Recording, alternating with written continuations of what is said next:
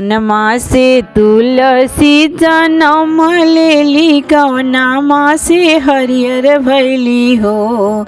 ए सखिया कौनामा से भैली से आन के कर मन भावेली हो। ए सखिया कौनामा से भैली से आन के कर मन भावेली हो।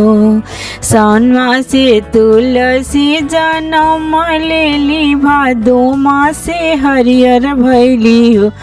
ललना कार्तिक माँ से भैली से आन गोविंद मन भावेली हो। ए सखिया कार्तिक माँ से भैली से आन गोविंद मन भावेली हो। गोविंद जी आइले आंगनवा तुलसी माता हरियर हो।